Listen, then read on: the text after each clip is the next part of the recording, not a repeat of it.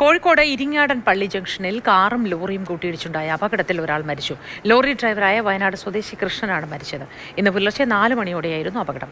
മൈസൂരുവിൽ നിന്ന് എറണാകുളം ബിവറേജിലേക്ക് മദ്യവുമായി വന്ന ലോറി കാറുമായി ഇടിച്ചു മറിയുകയായിരുന്നു. ഇംതിയാസ് കരീം ചേർന്നു വിവരങ്ങളുമായി. ഇംതിയാസ്, എപ്പോഴാണ് അപകടം ഉണ്ടായത്? എങ്ങനെയായിരുന്നു സംഭവം? Moti, good morning.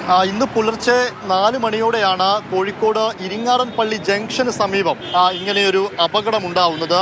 ഇതാണ് ആ ലോറി. ആ ലോറിയുടെ മുൻഭാഗം പൂർണ്ണമായും തകർന്ന അവസ്ഥയിലാണ് ഉള്ളത്. ഇതിൻ്റെ പിറകിൽ തന്നെ ആ കാറുമുണ്ട്. പക്ഷേ ഈ ലോറി ഡ്രൈവറായിട്ടുള്ള വയനാട് സ്വദേശി കൃഷ്ണനാണ് ഈ അപകടത്തിൽ മരിച്ചത്.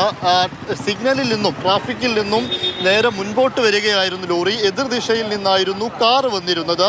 ആ കാറിൻ്റെ അമിത വേഗത കൊണ്ടാണോ എന്നറിയില്ല. ലോറി ബ്രേക്ക് ഇട്ടതാകാമെന്നാണ് പ്രാഥമികമായി കരുതുന്നത്. ഇതോടുകൂടി ലോറി മറിയുകയും ചെയ്തു. ഈ ലോറിയിൽ എറണാകുളം ബീവറേജസിലേക്ക് കൊണ്ടുപോവുകയായിരുന്ന, കർണാടകയിൽ നിന്ന് കൊണ്ടുപോവുകയായിരുന്ന മദ്യക്കുപ്പികൾ ഉണ്ടായിരുന്നു, ബിയർ ബോട്ടിലുകൾ ഉണ്ടായിരുന്നു. അത് പൂർണ്ണമായിട്ടും റോഡിലേക്ക് മറിഞ്ഞു വീഴുകയും ചെയ്തിട്ടുണ്ട്. അതിൻ്റെ ദൃശ്യങ്ങളാണ് നമ്മളിപ്പോൾ കാണുന്നത്. അതോടുകൂടി ആ ലോറി ഡ്രൈവർ ഈ മുൻഭാഗം തകർന്നതോടുകൂടി ലോറിക്കുള്ളിൽ കുടുങ്ങുകയായിരുന്നു. ആ സമയത്ത് അവിടെയുള്ളവരൊക്കെ ഓടിയെത്തി.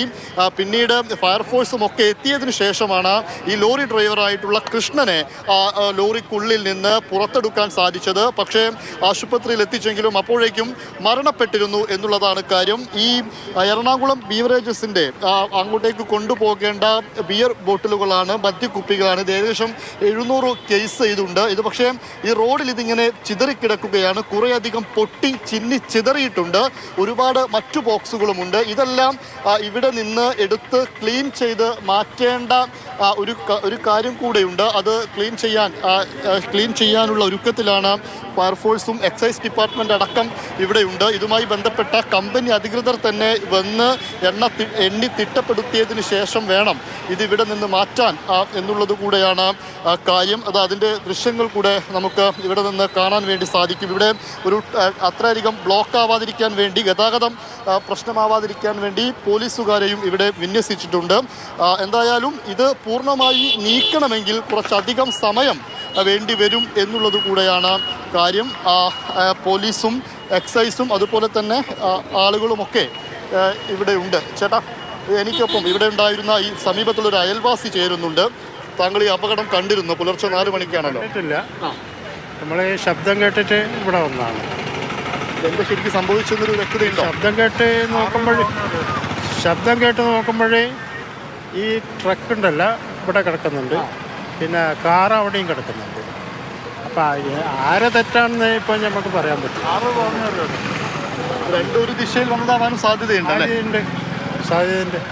അപ്പം ചിലപ്പോൾ ആരെങ്കിലും ഉറക്കം വന്നിട്ട് ഒന്ന് കണ്ണടച്ചിട്ടുണ്ടെങ്കിൽ ആക്സിഡൻറ്റ് ഉണ്ടാവും. ഈ ലോറി ഡ്രൈവറെ എങ്ങനെയാണ് പുറത്തെടുത്തത്? ഫയർഫോഴ്സ് വന്നിട്ട് ഡോറ് വെട്ടി പൊളിച്ചിട്ടാണ് എടുത്തത്. അതിനകത്ത് കുടുങ്ങി കിടക്കുകയായിരുന്നു. അപ്പം തന്നെ മരിച്ചിരുന്നു? അറിയോ? അപ്പം മരിച്ചെന്നറിയില്ല. അപ്പം പക്ഷേ മൂപ്പരേക്ക് ഒരു ചലനമൊന്നും ഇല്ലായിരുന്നു ആ സമയത്ത്. മെഡിക്കൽ കോളേജിലേക്ക് കൊണ്ടുപോയി. ഈ കാർ ഡ്രൈവറുടെ അവസ്ഥ എന്താ? കാർ ഡ്രൈവറുടെ അവരെ പിന്നെ കണ്ടില്ല.